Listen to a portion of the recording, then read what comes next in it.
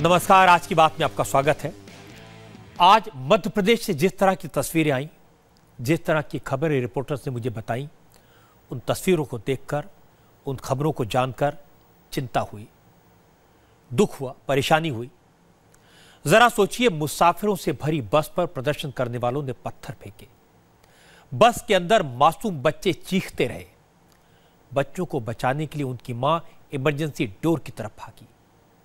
बड़ी मुश्किल से वो अपने बच्चों को लेकर बस से उतर पाई। देखते ही देखते बस में आग लगा दी गई। मुसाफिर चिल्लाते रहे, चीखते रहे। ये कैसा किसान आंदोलन है? कौन है वो लोग जो किसान आंदोलन के नाम पर इस तरह की हरकतें कर रहे हैं? जिले के कलेक्टर को पीटा गया, जिसे मनाया उसने कलेक्टर पर थप्पड़ चला दिया। आंदोलन कवर करने गए पत्रकारों पर हमला किया गया। थाने को घेरकर जलाने की कोशिश की गई। क्या किसान ऐसा काम करते हैं, या फिर किसान के नाम पर कोई और ये कर रहा है? पुलिस भी दूध से धुली नहीं है।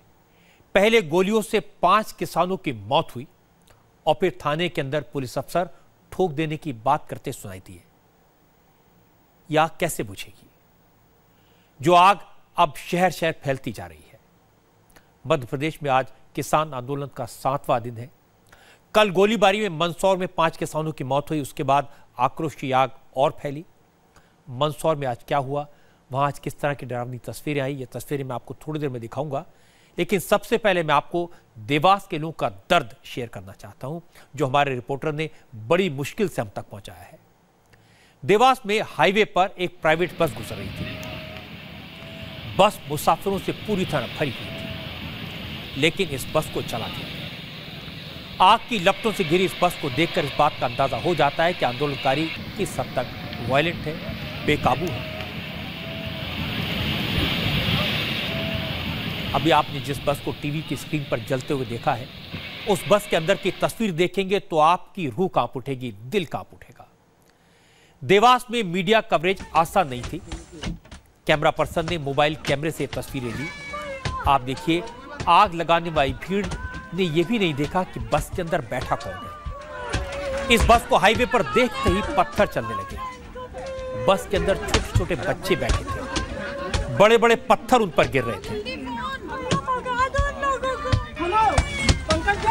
इस वीडियो में उन बच्चों की चीखें, बच्चों की आंख की आवाज कैद हुई, जो दिल को चीर देगी।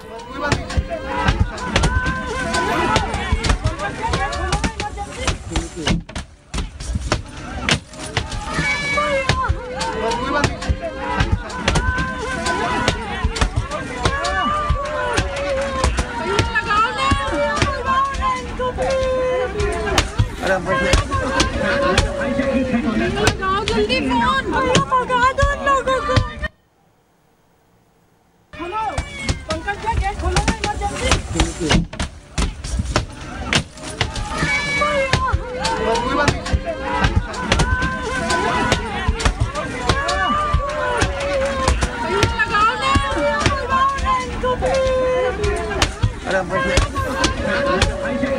लगाओ जल्दी फोन भगा दो लोगों को।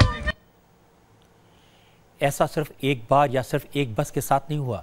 ऐसा लगा जैसे देवास में जहां गाड़ियां दिखी, उन्हें गाग के हवाले कर दिया गया। किसान आंदोलन के नाम पर जुटी भीड़ आंदोलन छोड़कर आगजनी करने लगी थी। ये तस्वीरें देवास के सोनकच्छ से आई हैं। देवास से भोपाल जाने वाले हाईवे पर एक साथ एक लाइन से जलती हुई बसें आज दिखाई दी। देवास से इंडिया टीवी के संवाददाता ने बताया कि यहां आंदोलन करने वालों ने एक साथ 15 गाड़ियों में आग लगा दी थी, जिनमें 8 बसें थी। यात्री किसी तरह जान बचाकर इन बसों से निकले, वहां से भागे। वहां से गुजर रहे कुछ ट्रकों को भी आग के हवाले कर दिया गया। सिर्फ सड़क पर ही नहीं, हंगामा कर रही भीड़ ने थानों को भी नहीं छोड़ा। देवास में थाने में घुसकर गाड़ियों में आग लगा दी। बस, ट्रक, बसें, कारें, हर तरह की गाड़ियों में आग लगी। ये सब थाने में थी, इन सबको जला दिया गया। थाने में जो गाड़ियां खड़ी होती हैं वो किसी न किसी केस से जुड़ी होती हैं। एक्सीडेंट, मर्डर, चोरी जैसे केसेस की होती हैं, जिनमें ये गाड़ियां पुलिस के लिए एविडेंस होती हैं। ऐसे एविडेंस थानों में जला दिए गए। हंगामा करने वालों ने तो थाने में खड़ी 100 नंबर की इमरजेंसी गाड़ियों में भी आग लगा दी। कम से कम मुझे तो अब भी यकीन नहीं होता कि किसान मुसाफिरों से भरी बस में आग लगा सकते हैं। लेकिन तस्वीरों में जो कुछ दिखा वो किसान आंदोलन के दौरान हुआ और दावा यही किया गया कि आंदोलनकारी किसान थे। अब आपको मध्य प्रदेश के उस शहर का हाल बताता हूं जहां पुलिस भी महफूज नहीं रही। इस वक्त सबसे ज्यादा टेंशन, सबसे ज्यादा तनाव मंदसौर में ही है। कल यहां 5 किसानों की मौत के बाद कर्फ्यू लगा दिया गया था। आज मंदसौर में सुनसान सड़कों पर सिर्फ जलती हुई गाड़ियां दिखाई दी। आंदोलन करने वाले किसानों ने 40 से 45 ट्रक और गाड़ियों में आग लगाई। बीती रात से ही गाड़ियों में आग लगाई जा रही है। जो ट्रक सामान लाद कर ले जा रहे थे उन्हें सामान के साथ फूंक दिया गया। इस वक्त मंदसौर से रिपोर्टिंग करना बहुत मुश्किल है। यहां भीड़ बेकाबू है। इंडिया टीवी के रिपोर्टर पुष्पेंद्र वैद्य बहुत मुश्किल से उस जगह पहुंचे जहां हाईवे पर ट्रकों को जलाया गया था। कल मंदसौर में किसान आंदोलन के दौरान हुआ उपद्रव यहां पर साफ जाहिर हो रहा है। इस वक्त मैं महू से नीमच जाने वाले हाईवे पर हूं और ये पीपलिया मंडी के पास में बही पाशनाथ गांव का वो हिस्सा है जहां पर कल जबरदस्त उपद्रव हुआ है। करीब 40 से 45 ऐसी गाड़ियां हैं जो इस तरह से उपद्रव का शिकार हुई हैं, जिनको पहले तोड़ा फोड़ा गया है, उसके बाद उनमें आग लगाई गई है। गोलियों का शिकार हुए किसान, तो किसान जो यहाँ पर इकट्ठा थे, करीब 10,000 किसान इकट्ठा थे और वो अपने साथियों को मरते देख उनका गुस्सा उबल गया। और उसके बाद आप देख सकते हैं कि किस तरह से इन गाड़ियों में आग लगाई गई, किस तरह से यहाँ तांडव मचाया गया। फिलहाल पीपलिया मंडी और मंदसौर में एहतियात के तौर पर कर्फ्यू लगा दिया गया है। किसानों में अभी भी इस बात का गुस्सा है कि सरकार अभी भी अगर उनकी मांगों को पूरा नहीं करेगी, उनकी मांगें नहीं मानेगी, तो 10 तारीख तक ये आंदोलन इसी तरह जारी रहेगा और आने वाले वक्त में और भी ज़्यादा इस आंदोलन के उग्र होने की संभावना है। बस जलाना, ट्रक जलाना, लेकिन मरीज को लेकर जा रहे एम्बुलेंस को रोक लेना, ये कहां की इंसानियत है। आज मंदसौर में ऐसा भी हुआ। मंदसौर की सड़कों पर पेड़ की टहनियां काटकर डाल दी गई। पुलिस की घेराबंदी तोड़कर पूरे रास्ते को ऐसा बना दिया कि मरीज हॉस्पिटल नहीं पहुंच सकते थे। आज इन्हीं रास्तों पर एक एम्बुलेंस फंस गई, उसे भी वापस लौटना पड़ा। और मैं आपको दिखाता हूं कि आंदोलन के नाम पर सरकार से जो भीड़ है वो किस तरह से टकरा रही है। आज मंदसौर के कलेक्टर किसानों को समझाने गए थे, उनसे बात करने गए थे। कल जिन किसानों की मौत हुई थी उनके शव के साथ प्रदर्शनकारी सड़कों पर बैठे थे। वो अंतिम संस्कार करने को तैयार नहीं थे, इसलिए पुलिस के बड़े अधिकारी और डीएम खुद मौके पर गए। उन्होंने किसानों से कहा कि वो उनकी हर बात मानने को तैयार हैं, वो बातचीत करें, हंगामा बंद करें। लेकिन किसान गुस्से में थे, वो कोई बात सुनने को तैयार नहीं थे। असल में किसान गुस्से में इसलिए थे क्योंकि उन्हें लग रहा था कि डीएम के आदेश पर ही गोलियां चली, जबकि डीएम स्वतंत्र सिंह उन्हें बार बार कह रहे थे, समझा रहे थे कि गोली चलाने का आदेश उन्होंने नहीं दिया। सबके सीने पे गोली लगाई है उसने। उसके बाद हम इसको हटाएंगे। अली ठाकुर के जगह से गोली चली। सबको लाओ। आपने आगे करा। गोली करा आपने आगे। तो गिरा आपके हाथ में। गिरा आपके हाथ में। जिले के मालिक को आपके सामने गोलियां चल गई। गोली आपने चलाई। हाथ में कैसे कर दिया आपने? कैसे कर दिया? कैसे कर दिया? हमने नहीं। देखिए, टीआई के विरुद्ध कड़ी से कड़ी कार्रवाई की जाएगी। टीआई के उनको अरेस्ट करा रहे हैं, हम उनको अरेस्ट करा रहे हैं।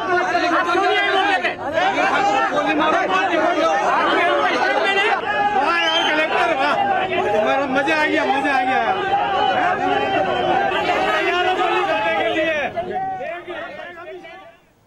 इसी बीच एक बेहद परेशान करने वाली तस्वीर आई।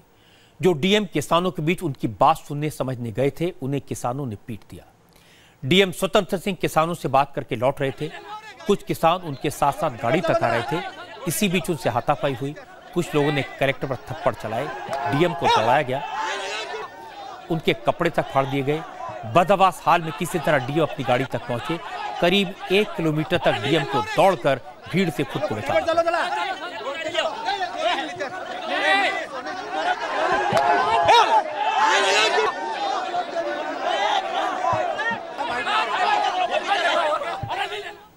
इसके बाद भी डीएम स्वतंत्र सिंह ने लोगों को भरोसा दिलाया कि जिन लोगों ने गोलियां चलाई उनके खिलाफ एक्शन होगा।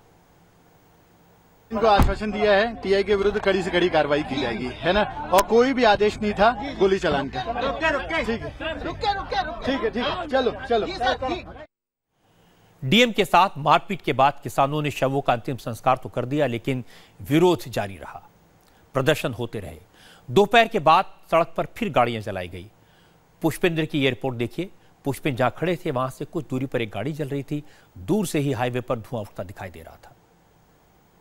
फायरिंग में मारे गए 5 किसानों की फ्यूनरल के बाद में एक बार फिर से हालात तनावपूर्ण दिखाई दे रहे हैं। इस वक्त में मंदसौर से नीमच जाने वाले हाईवे पर पिपलिया मंडी थाने के ठीक सामने खड़ा हूं और यहां पर देख सकते हैं कि किस तरह से जो धुएं का गुबार है वो शहर में कई जगह हाईवे जो है वहां पर कई जगह आगजनी की घटनाएं सामने दिखाई दे रही है और धुएं का जो गुबार है वो इस तरह से हाईवे के आसपास दूर दूर तक कई जगह धुआं इस तरह से निकलते दिखाई दे रहा है। साथ ही पूरे थाने के आसपास कई लोग जो हैं इकट्ठा हो रहे हैं। आप देख सकते हैं कि घर की छतों पर तमाम सारे लोग जो हैं वो इकट्ठा हैं और इस वक्त जो हालात हैं वो काफ़ी तनावपूर्ण यहाँ पर बने हुए हैं, क्योंकि किसानों का ये कहना है कि सीआरपीएफ ने कल प्रदर्शन के दौरान, धरने के दौरान उनके निहत्थे किसान साथियों पर गोली चलाई है और उसके बाद सरकार का ये कहना कि पुलिस ने गोली नहीं चलाई है, ये बड़ा ही कंट्रोडिक्टरी है और इस पर किसानों को सबसे बड़ा एतराज़ है।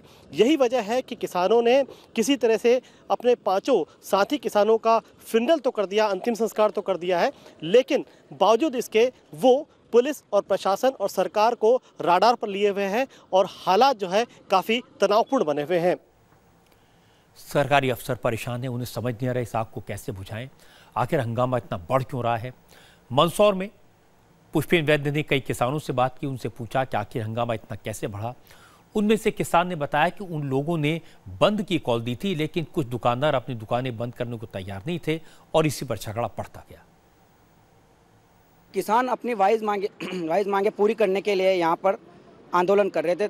किसान शांतिपूर्ण, यहाँ पर कोई ऐसी घटना नहीं थी या कोई ऐसे उपद्रवी नहीं थे जिसों ट्रकों में आग लगाई या अन्य कोई सामग्री सरकारी नुकसान किया, कुछ ऐसा कुछ नहीं था। शांतिपूर्वक आंदोलन चल रहा था। यहाँ के पास 2 किलोमीटर दूर यहाँ के पास जो व्यापारी है उनसे एक दिन पहले बोल दिया गया था, अनाउंसमेंट करवा दिया गया था कि कृपया हम आपके हाथ जोड़ते हैं, अपनी दुकानें बंद कर दीजिए। उसके बाद उन्होंने अपनी शक्ति प्रदर्शन से दुकानें चालू रखी, खोली। उसके बाद ये ऐसा व्यवहार हुआ और उन्होंने जो किसान टुकड़ियों में 2-4 किसान वहां पर एकत्रित हुए थे उन पे व्यापारियों ने लट्ठे चलाए, जिसके बाद ये सारा जो घटनाक्रम हुआ उसके बाद हुआ। किसानों का गुस्सा इसलिए भी भड़का क्योंकि गोलीबारी में 5 लोगों की मौत हो गई। सरकार ने शुरू में कहा कि किसानों की मौत पुलिस की गोली से नहीं हुई, किसी ने भीड़ में से गोली चलाई। किसानों ने कहा कि उनकी नजरों के सामने सीआरपीएफ के जवानों ने गोली चलाई थी। हमारे यहाँ जाम कर रखा था, हमने कुछ नुकसान नहीं किया था। उसके बाद पिपलिया मंडी की पुलिस आई, उन्होंने पत्थरबाजी की, हमने भी चली पत्थरबाजी, दोनों किसानों के और बीच में हुई। वो वापस भग गए थे। उन्होंने वापस मंदसौर से बुलाई थी मिलिट्री, सीआरपी वाले, वो आए और उन्होंने आके डायरेक्ट गोली चला दी है। जब आपने देखा कोई बातचीत हुई उनसे आने से पहले? कुछ बातचीत नहीं हुई, उन्होंने डायरेक्ट आके फायरिंग की, बातचीत को मौका नहीं दिया। उन्होंने पत्थरबाजी हुई, डायरेक्ट बातचीत ही नहीं हुई, उन्होंने डायरेक्ट गोली चला दी आगे। आपके गृह मंत्री, मुख्यमंत्री, जिले के कलेक्टर यह कह रहे हैं कि पुलिस ने फायरिंग नहीं की, किसी भी तरह का आदेश नहीं था। नहीं, सीआरपीएफ वालों ने गोली मारी, हमारी तो आंखों के सामने मारी। हमने देखा कि हमने गोलियां, नीमच एसपी साहब को वो भी दिए, 3 गोलियों का कारतूस ढूंढ के शाम को दिए कारतूस, और हमारे मोबाइल में वो हमने फोटो खींच रखा उसका भी। अब आप क्या करेंगे? जब तक हमारी मांगे पूरी नहीं, आंदोलन चलता रहेगा, जारी रहेगा। भले हमारे 5 किसान तो क्या, भले 500 मार देंगे तो भी हम तो आंदोलन जारी रखेंगे। शाम होते होते डीएम ने इस पूरे मामले की तहकीकात कर ली थी। डीएम ने कहा कि आंदोलन के नाम पर जो लोग हिंसा कर रहे हैं वो सभी एंटी सोशल हैं, उनका किसानों से कोई वास्ता नहीं है, वो किसान है ही नहीं। अब यह आंदोलन टोटल एक एंटी सोशल एलिमेंट, गैर सामाजिक तत्वों के द्वारा हाईजैक कर लिया गया है और उनके द्वारा अब केवल और केवल चक्का जाम, लूटपाट की गतिविधियां और आगजनी की गतिविधियां की जा रही हैं। और इस अनरूली क्राउड का कोई ओनरशिप लेने के लिए कोई राजनीतिक संगठन और गैर राजनीतिक संगठन तैयार नहीं है। सभी से हमारी जो चर्चा हो रही है, सभी ने इस तरह की गतिविधियों में लिप्त व्यक्तियों को माना है कि ये एक प्रकार के कानून को न मानने वाले लोग हैं, इनके विरुद्ध कड़ी से कड़ी कार्रवाई होनी चाहिए। वीडियो में आपने देखा होगा कि कई किसान डिस्ट्रिक्ट मजिस्ट्रेट को चारों तरफ से घेरकर सुरक्षित गाड़ी तक ले जा रहे हैं। तभी पीछे से एक शख्स डीएम को थप्पड़ मारता है। इसी तरह के लोग माहौल को खराब करते हैं। इस तरह की हरकतों से आंदोलन में हिंसा हो जाती है।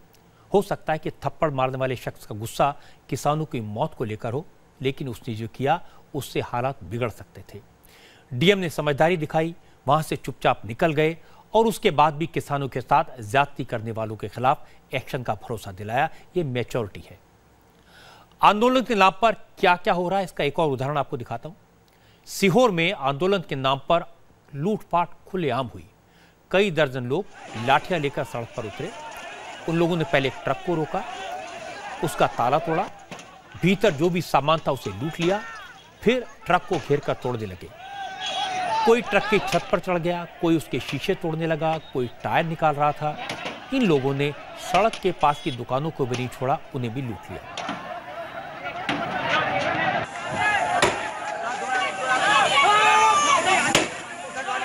खाली गाड़ी सायापुर लाइन पर नहीं बैठी अपन। सड़क पर गाड़ियां फूंकी गईं, थाने में खड़ी गाड़ियों को आग लगा दी गई। ये सब किसान तो नहीं कर सकते थे। पुलिस को भी रिपोर्ट मिली है कि किसान आंदोलन की आड़ में कुछ क्रिमिनल बैकग्राउंड के लोग आगजनी कर रहे हैं। सीहोर के एडिशनल एसपी की बात सुनेंगे तो आपको अंदाजा लगेगा पब्लिक और पुलिस के बीच किस तरह का टेंशन है। आंदोलन की आड़ में बहुत सारे बदमाश तत्व तो उसका फायदा उठा रहे हैं। ठीक है, तो हिंदी में जान लीजिए। बलवा ड्रिल का पहला नियम है एक साथ कार्रवाई, एक साथ आगे बढ़ेंगे, एक कमांड पर चलेंगे। कोई भी आदमी सिंगल अकेला रिएक्ट नहीं करेगा। तीसरी बात ये, यदि जरा भी गड़बड़ होती है और आपको आदेश आपके कमांडर से मिलता है तो कोई उसमें कमजोरी दिखाने की जरूरत नहीं है। जितना पीट सकते उतना पीटिए, ठोकी यदि कोई भी आदमी यहाँ बदमाशी करता है तो। ठीक, हमारा काम सिद्धांत जो रहता है मिनिमम यूज ऑफ फोर्स पर रहता है। हम लोग न्यूनतम बल प्रयोग करते हैं, लेकिन पिछले दिनों से जिस तरह की बदतमीजियां उपद्रव हो रहे हैं, कोई संकोच करने की जरूरत नहीं है। यदि आंदोलन की आड़ में यदि कुछ उपद्रवी तत्व बदमाशी करते हैं और यहाँ कलेक्ट्रेट में आकर के गड़बड़ी करने की कोशिश करते हैं तो आपके कमांडर के आदेश पर आप जितना मार सकते हैं मारिए, खुली छूट। क्योंकि 3 दिन पहले जिस तरह का घटनाक्रम हुआ, हम किसी प्रकार की इसमें बदमाशी, उपद्रव, षड्यंत्र बर्दाश्त नहीं करेंगे। सीधी सीधी बात। ये बात सही है कि आंदोलन के आड़ में अगर उपद्रव होता है, दंगा होता है, एंटी सोशल एलिमेंट्स अगर हालात का फायदा उठाने की कोशिश करते हैं तो पुलिस की जिम्मेदारी है कि ऐसे लोगों के खिलाफ सख्ती की जाए। लेकिन पुलिस अफसरों को ये भी ख्याल रखना चाहिए कि जब हालात खराब हों, लोगों में गुस्सा हो, तो फिर पुलिस वालों को लोगों को खुलेआम पीटने की छूट देने की बात कहना, ये कहना कि ठोक देंगे, ये ठीक नहीं है। क्योंकि पुलिस की सख्ती लोगों को और भड़का भी सकती है। मंदसौर, देवास, सीहोर से होते हुए ये वायलेंस मध्य प्रदेश के खरगोन भी पहुंच गया। आज यहां भी प्राइवेट बसों में तोड़फोड़ की गई।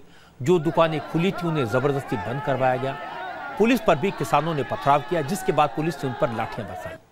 पुलिस की सख्ती के बाद किसान यहां से भागे।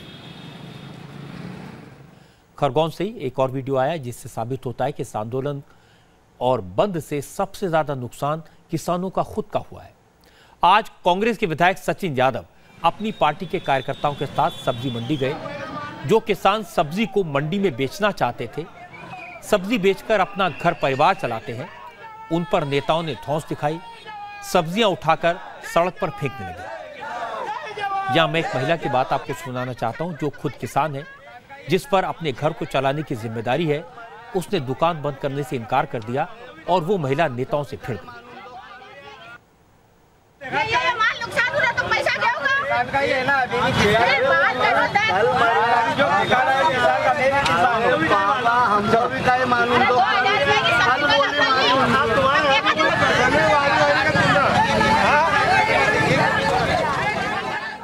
जब खरगोन में कांग्रेस के विधायक किसानों की सब्जियां फेंक रहे थे, उसी वक्त इंदौर में कांग्रेस के एक विधायक किसानों को भड़का रहे थे।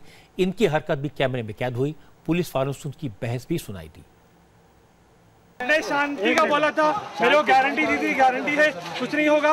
पूरे शहर में हुड़दंगी हुई, गुंडागर्दी की गई है, लोगों को परेशान किया गया, बहुत गलत है। आप responsible, you have to take the responsibility. लीजिए आप आपने गारंटी ली थी। आप अभी ये पुलिस से संभालो। मैं तो संभाल रहा हूँ, मेरा काम है वो, आप मत चिंता कीजिए। बात करेंगे। लेकिन नहीं, बिल्कुल तो मेरे से लड़ने की जरूरत नहीं। विधायक जी आपने गलत किया। आपका काम करो, मैं करूँगा अपना काम। अभी काम करो। जरूरत जिनको भड़काया आपने, आप उनको लेके जाइए अंदर। हाँ, ये शहर में आपने उड़काओ मत उत्पन्न कीजिए, आपको लेके जाना पड़ेगा उनका। तो पथराव करवा रहे हैं आप। स्टार्ट किसने किया? आपने। स्टार्ट आपने किया है। पुलिस ने आपने किया स्टार्ट। पुलिस ने आप गारंटी लेकर गए थे। आपने लोगों को संभालिए, गारंटी लेकर आप गए थे। और अब मैं आपको बताता हूं कि किसान के नाम पर सियासत किस अंदाज में हो रही है। सोशल मीडिया पर आज कांग्रेस और बीजेपी दोनों के कार्यकर्ता आपस में भिड़ गए। दिन भर किसान आंदोलन का मुद्दा ट्विटर पर ट्रेंड करता रहा। कांग्रेस की तरफ से यहां तक लिखा गया कि अब की बार गोली मार। सोशल मीडिया में तरह तरह की तस्वीरें पोस्ट की जा रही हैं। सवाल पूछा जा रहा है कि नकाब पहनकर सड़क पर उतरने वाले किसान कैसे हो सकते हैं। सोशल मीडिया पर एक फोटो में फैजान खान नाम के शख्स की तस्वीर दिखाई जा रही है। इसे किसान आंदोलन का नेता बताया जा रहा है। फैजान के बारे में लिखा गया कि वो दिग्विजय सिंह का करीबी है। जो बातें सोशल मीडिया पर बीजेपी और कांग्रेस के सपोर्टर एक दूसरे के बारे में कह रहे थे, कुछ वैसी ही बातें दोनों पार्टियों के सीनियर लीडर्स कहते हुए सुनाई दी। केंद्रीय मंत्री वेंकैया नायडू ने इसे कांग्रेस की साजिश बताया। शिवराज जी का इनिशिएटिव के कारण से कृषि देश में 4% है, मध्य प्रदेश में 20% के ऊपर है। उन्होंने किसानों को प्रोत्साहन दिया, नया इलाका इरिगेशन के अंतर्गत लाया, बिजली सबको उन्होंने पहुंचाया। उस कारण से उत्पादन बढ़ गया। सही दाम नहीं मिल रहे तो आंदोलन चल रहे, उसके लिए भी समाधान कर रहे। और मगर ये लोग कांग्रेस वाले इसको राजनीतिक रूप लेके वहां हिंसा को प्रेरेपित करने के लिए प्रयास किया। फिर दुर्भाग्यपूर्ण अभी 4 लोग या 5 लोग का जान गए। ये दुर्भाग्यपूर्ण है, इसके ऊपर जांच होगा। ये मामले की लीपापोती के लिए आरोप लगा रहे हैं कि एंटी सोशल एलिमेंट ने गोलियां चलाई। शिवराज सिंह चौहान को इस्तीफा देना चाहिए। मध्य प्रदेश की भ्रष्ट सरकार का सही चेहरा मध्य प्रदेश के सामने आ रहा है। मध्य प्रदेश का हर वर्ग, हमारा किसान होए, नौजवान होए, हमारा व्यापारी होए, आज परेशान है, त्रस्त है। और इसको लीपापोती करने के लिए ये कह रहे हैं कि असामाजिक तत्वों ने गोली चलाई। क्या हमारे अन्नदाता, हमारे किसान असामाजिक तत्व हैं? क्या उन्होंने अपने ऊपर गोली चलाई? ये कोई मानने को तैयार नहीं है। नैतिक रूप से शिवराज सिंह जो प्रदेश के मुखिया हैं, उनको फौरन इस्तीफा देना चाहिए। आज ये कांग्रेस की मांग नहीं है, ये पूरे मध्य प्रदेश के नौजवान, व्यापारी, मजदूर और किसानों की मांग।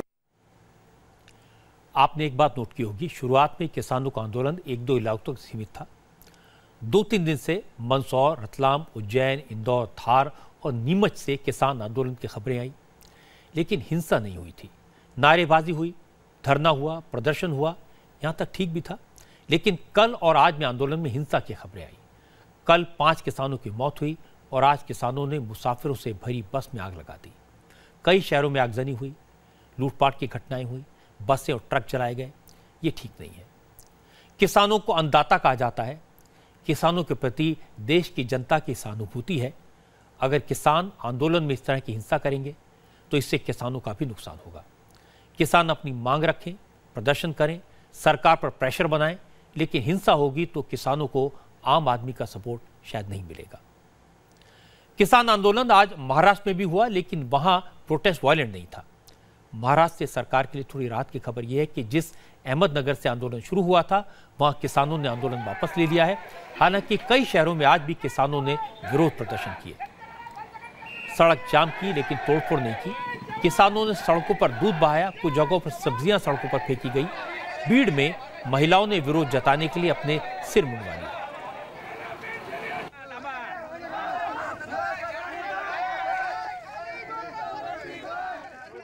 पति की मृत्यु होती थी, तब महिला का मुंडन होता था। आज हमारा जो किसान है, आज हमारा अन्नदाता है, वो आज संप पे है।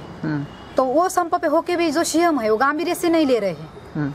आज हमने उनका निषेध करके ये मुंडन करवाए हैं। और जो कटे हुए बाल है उनको हमने गिफ्ट भेजे। अगर उन्होंने ये बात सीरियस नहीं ली तो वर्षा पे जाके हम सब महिला की ओर से मुंडन करके आंदोलन करेंगे। महाराष्ट्र सरकार ने आज किसानों के लिए एक बड़ा कदम उठाया। आज राज्य सरकार ने एक कमेटी बनाई जो स्टडी करेगी कि किसानों की कर्ज माफी के लिए क्या क्या किया जा सकता है। इस कमेटी में 6 अफसर हैं। ये कमेटी आंध्र प्रदेश, उत्तर प्रदेश और तेलंगाना में हुए कर्ज माफी को स्टडी करेगी और महाराष्ट्र के हर गांव, तहसील और जिला पर दिए गए कर्ज की जानकारी लेगी। 15 दिन में यह कमेटी सरकार को रिपोर्ट सौंप देगी।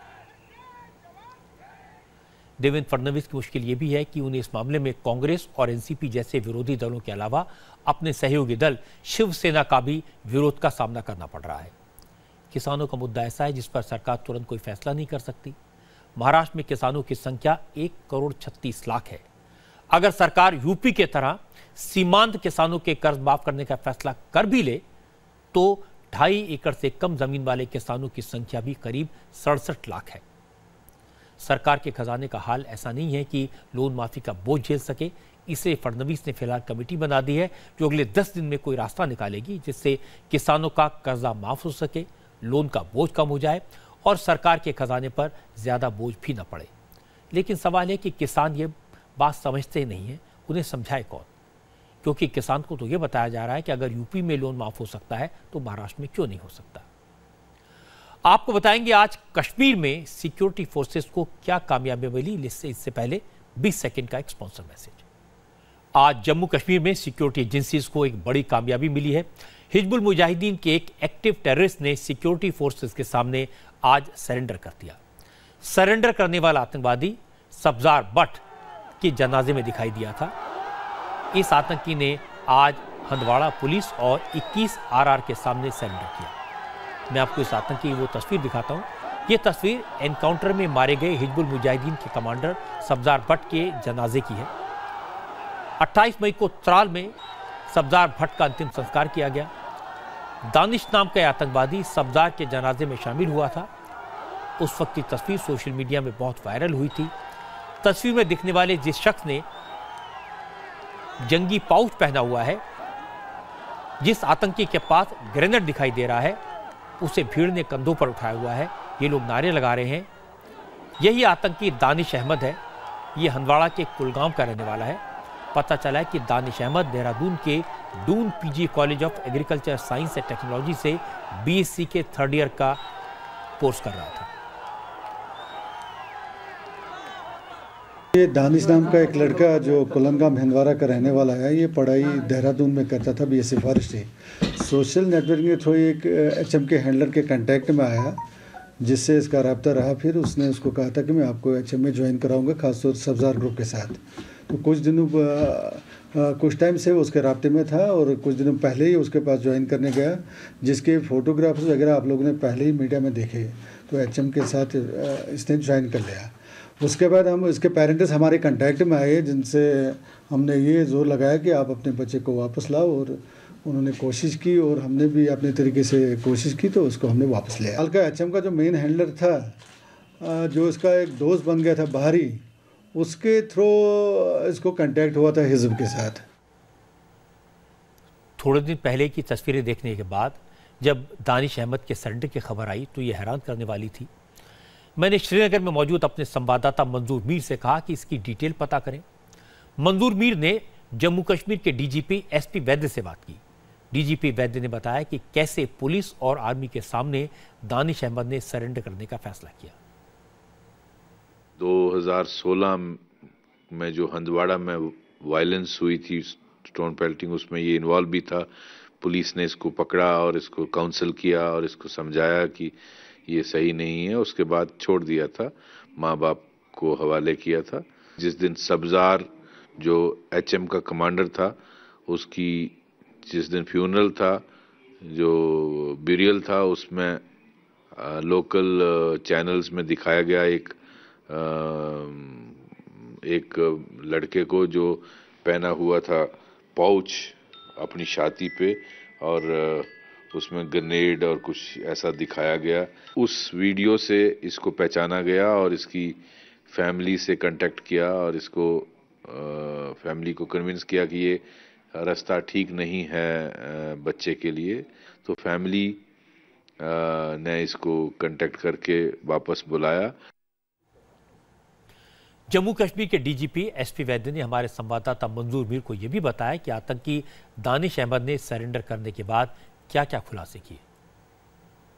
जब हमारे पास पुलिस के और RR21 RR के पास ये आया, तो इससे जब बातचीत की तो इसने बताया कि ये सोशल मीडिया से जो साउथ कश्मीर के टेररिस्ट हैं उनके साथ टच में था, उनसे इन्फ्लुएंस हुआ था और उन्हीं के उकसाने पर ये मिलिटेंसी ज्वाइन करने वहां गया था। इसको कहा गया कि और लड़के तैयार करें ताकि जिस तरह साउथ कश्मीर में डिस्टर्बेंस है वैसी डिस्टर्बेंस नॉर्थ में भी की जाए। लेकिन जब इसने कुछ दिन वहां रह के देखा कि ये फ्यूटाइल एक्सरसाइज है और इसमें तबाही और बर्बादी और मार धाड़ के अलावा कुछ नहीं है, इसमें कश्मीर और कश्मीर के लोगों की बर्बादी है, तो ये लड़का ये सब समझने के बाद वापस आ गया है। और हमने इसके पेरेंट्स को श्योर किया कि जे.एन.के पुलिस कोई भी ऐसा चीज नहीं करेगी जिसमें इसको परेशानी होगी। दानिश अहमद कोई आतंकवादी नहीं था, पढ़ा लिखा नौजवान था, उसे बहकाकर आतंकवादी बनाया गया। पहले उसने किताबें छोड़कर पत्थर पकड़े, फिर उसके हाथ में बंदूक थमा दी गई। दानिश को वक्त रहते अपनी गलती का एहसास हुआ, वो मेन स्ट्रीम में लौट आया। लेकिन जम्मू कश्मीर में दानिश जैसे बहुत सारे नौजवान हैं जो बहकावे में आकर गलत रास्ते पर चले जाते हैं। अच्छी बात है कि पुलिस इनको मेन स्ट्रीम में लाने की कोशिश करती है, उनके माता पिता से बात करती है। जम्मू कश्मीर के डीजीपी ने बताया कि पुलिस ऐसा कोई काम नहीं करेगी जिससे सरेंडर करने के बाद दानिश को दिक्कत हो। जम्मू कश्मीर का ये रवैया गलत रास्ते पर गए नौजवानों को समाज की मुख्य धारा में लाने में मदद कर सकता है, उन्हें भी इस बात का एहसास दिला सकता है कि अगर वो सरेंडर करें तो उनके लिए अच्छा होगा, कश्मीर के लिए अच्छा होगा। जम्मू कश्मीर के कुपवाड़ा में आज आर्मी ने आतंकवादियों की एक और घुसपैठ को नाकाम किया। माची सेक्टर में घुसपैठ की कोशिश करने वाले 4 आतंकवादियों को मार गिराया। एलओसी पर तैनात जवानों ने सीमा पार करने की कोशिश कर रहे आतंकियों के ग्रुप को देखा। सेना के जवानों ने आतंकियों को चैलेंज किया, दोनों तरफ से फायरिंग शुरू की गई। कुछ देर बाद 4 आतंकवादी मारे गए। आर्मी को सर्च ऑपरेशन के दौरान 3 AK-47, 1 पिस्टल, 3 GPS और कई नक्शे मिले। आज उत्तर प्रदेश से इंटरेस्टिंग तस्वीर आई। योगी आदित्यनाथ और योग गुरु स्वामी रामदेव एक मंच पर एक साथ योग करते दिखाई दिए। 21 जून को अंतर्राष्ट्रीय योग दिवस पर लखनऊ में बड़ा योग का कार्यक्रम होने वाला है। इसमें प्रधानमंत्री नरेंद्र मोदी शामिल होंगे। इस कार्यक्रम की रिहर्सल आज यूपी के राजभवन में हुई, जिसमें योगी आदित्यनाथ, राज्यपाल राम नायक और योग गुरु स्वामी रामदेव शामिल हुए। स्वामी रामदेव ने मौजूद लोगों को योगाभ्यास कराया और योग के बारे में बताया। और दोनों इस कार्यक्रम में योगी आदित्यनाथ ने भी योग के टिप्स दिए। योगी ने कहा कि तन और मन का समन्वय योग है। यदि दृढ़ता नहीं होती है, समाधि बिना योग के नहीं हो सकती। तन और मन का समन्वय ये अपने आप में एक योग है।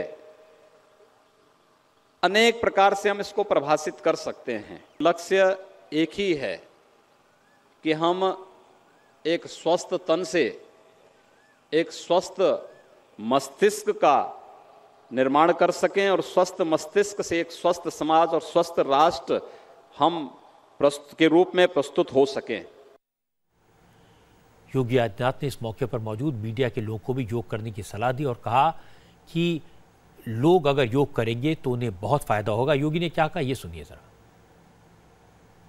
अब तक मीडिया हम लोगों को नचाती थी, आज हम लोगों ने मीडिया को यहाँ पर इतनी सुबह बुला करके उनको नचाने का काम किया है।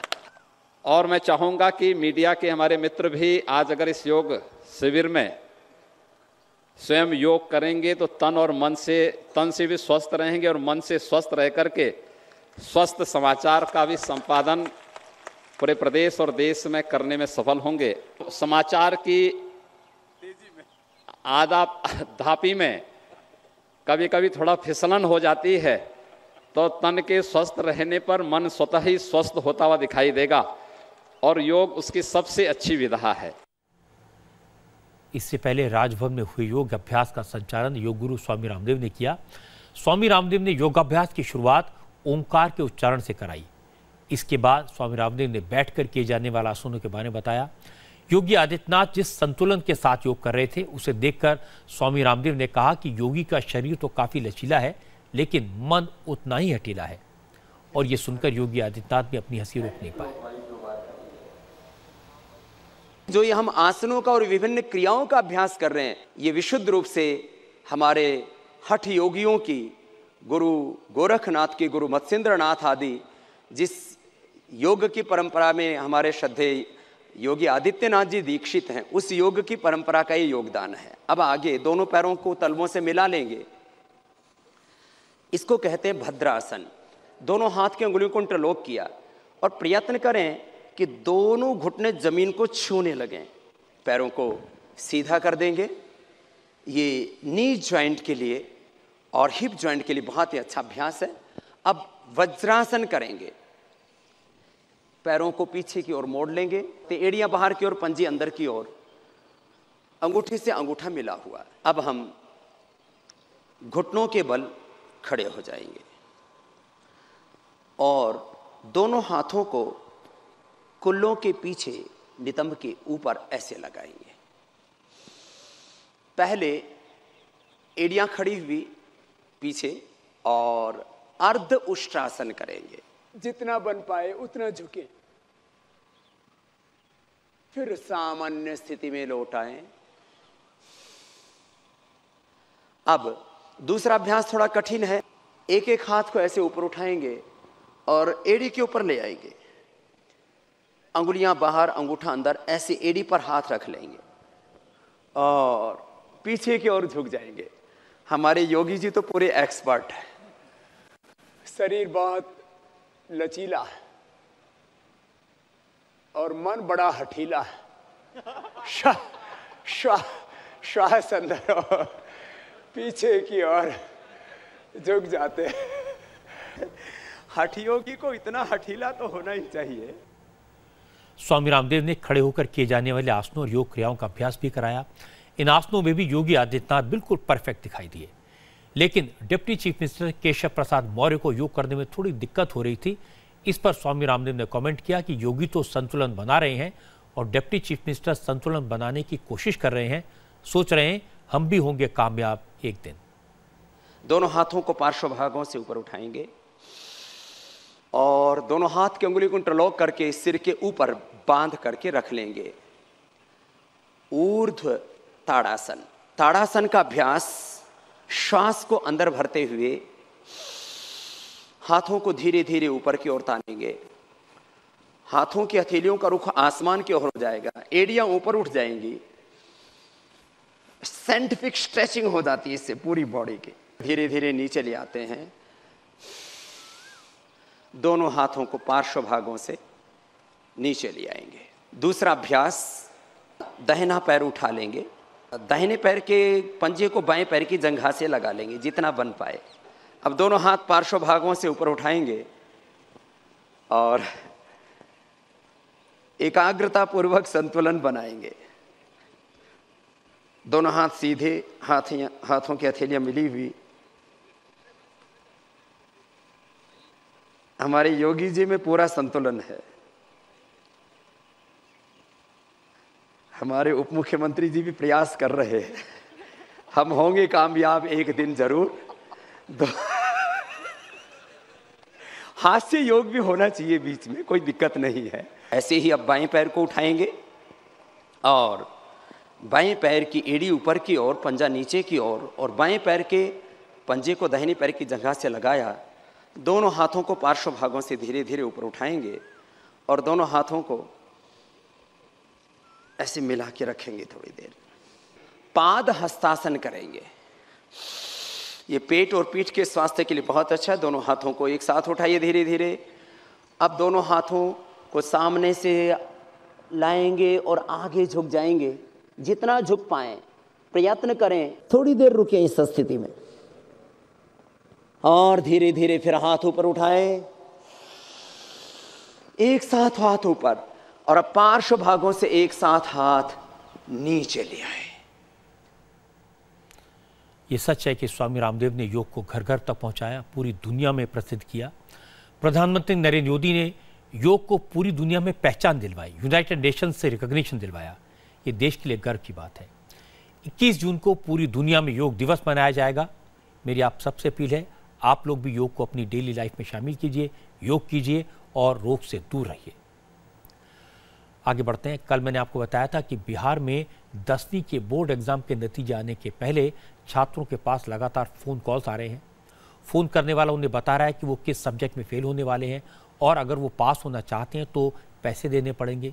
फ़ोन करने वाला शख्स छात्रों को अपने बैंक का अकाउंट नंबर देता है और कहता है कि इस अकाउंट में पैसे ट्रांसफ़र करा दो। इंडिया टीवी को स्टूडेंट ने वो अकाउंट नंबर बताए थे जो कॉल करने वालों ने उन्हें दिया था। मैंने इंडिया टीवी के संवाददाता नीतीश कुमार से कहा कि वो चेक करें और अकाउंट नंबर स्टूडेंट को दिए गए हैं वो सही हैं या नहीं। मुझे यकीन नहीं था कि कोई इतना ओपनली बोर्ड एग्जाम में नंबर बढ़ाने के लिए पैसे मांग सकता है। छात्रों से 3,000 से 10,000 रुपए तक मांगे गए थे। नीतीश चंद्र स्टेट बैंक ऑफ इंडिया गए, वहां अकाउंट नंबर दिखाया और पता किया यह अकाउंट किसका है। नीतीश को पता चला कि जितने भी अकाउंट नंबर दिए गए थे उनमें किसी में भी फ़ोन नंबर रजिस्टर्ड नहीं था, तो किसी में इनवैलिड नंबर दिए गए थे। किन किन बैंक अकाउंट के नंबर हमें मिले, इसके बारे में डिटेल्स मेरे साथी सौरभ के पास हैं, वो आपको बताएंगे। सौरभ जी, पहले नंबर के बारे में इंडिया टीवी ने कल ही बता दिया था कि अकाउंट नंबर एक आलोक मेहरा नाम के शख्स का है और इस शख्स की जब डिटेल्स हमारे रिपोर्टर ने पता की तो पता चला कि इनके अकाउंट में नालंदा का एक पता लिखा हुआ है और गांव पोस्ट माघरा है। इनके अकाउंट में कोई मोबाइल नंबर साथ में रजिस्टर्ड नहीं था, यानी कोई मोबाइल नंबर इस अकाउंट के साथ जुड़ा हुआ पहले से नहीं था। तो ये नालंदा का पहला अकाउंट नंबर निकला। दूसरा नंबर जो था अकाउंट को पूजा कुमारी के नाम पर था और इनका गांव लोदीपुर, ये भी नालंदा बिहार का ही था। स्टेट बैंक ऑफ इंडिया का अकाउंट नंबर था और आधार नंबर इसके साथ जुड़ा हुआ था। तो पहले दो नंबर जिनकी तहकीकात हमने की, दोनों बिहार के थे, दोनों नालंदा के थे। तीसरा नंबर शिवा प्रसाद धर का और ये खोरदा उड़ीसा में इसका अकाउंट पाया गया। स्टेट बैंक ऑफ इंडिया का अकाउंट था और इसके साथ एक मोबाइल फोन रजिस्टर्ड तो था, नंबर इसके साथ जुड़ा हुआ था, लेकिन उस नंबर पर जब हमने बात करने की कोशिश की तो पता लगा कि ये नंबर गलत है। तो 3 में से 2 अकाउंट्स जो थे वो बिहार के थे और एक उड़ीसा का था। और एक अभिमन्यु सिंह चौथे शख्स अकाउंट की हमने तहकीकात की और ये नवी मुंबई में जाकर मिला। करावे गांव सेक्टर 36 नवी मुंबई, ये भी एसबीआई का अकाउंट था। तो 4 में से 2 बिहार के अकाउंट्स मिले, एक उड़ीसा का अकाउंट मिला और एक नवी मुंबई का अकाउंट मिला।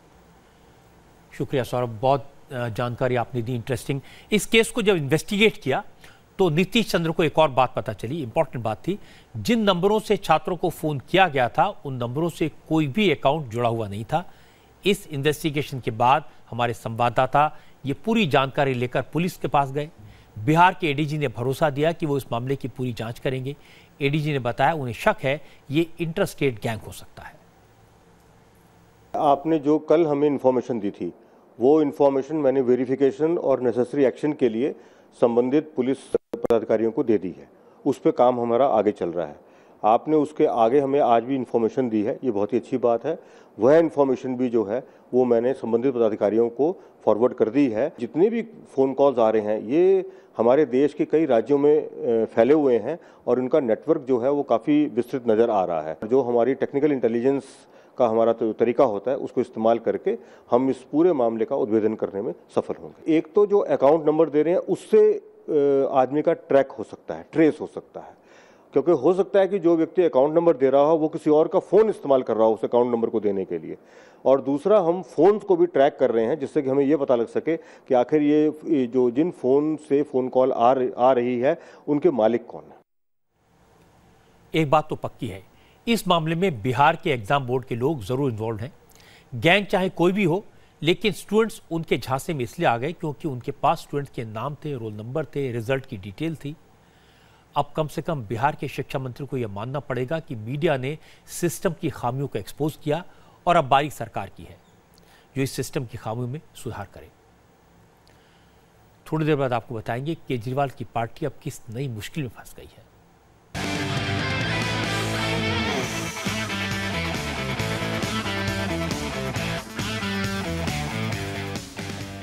और अब एक ऐसा खुलासा करते हैं जिससे अरविंद केजरीवाल की मुश्किलें और बढ़ सकती हैं।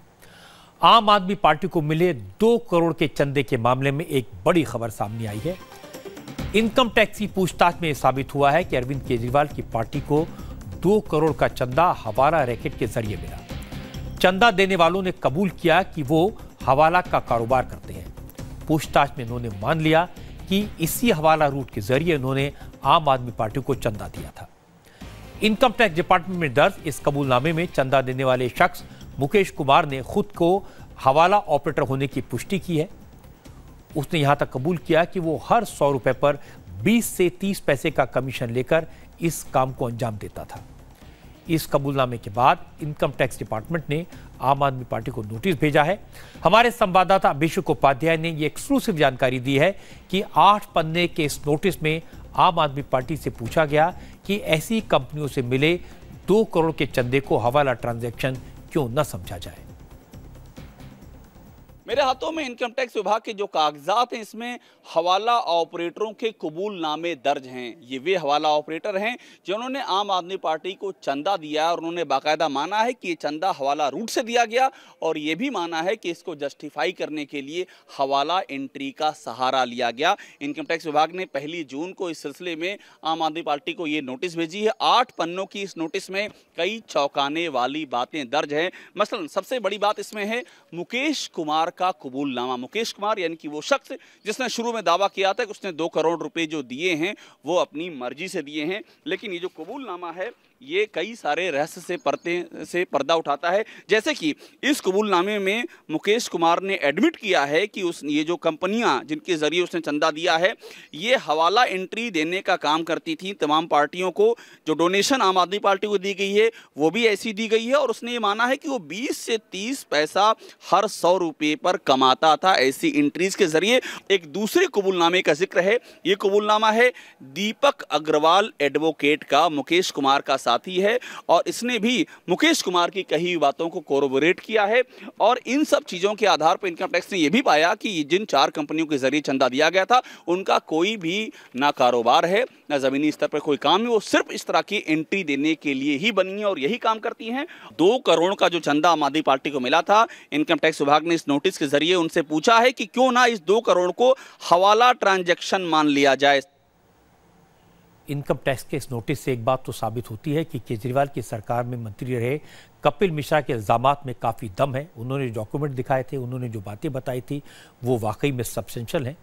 कम से कम अब तो केजरीवाल को अपनी खामोशी तोड़नी चाहिए और उनकी बातों का जवाब देना चाहिए। थोड़ी देर बाद आपको दिखाएंगे ईरान में हुए फिदाइन हमले की तस्वीरें।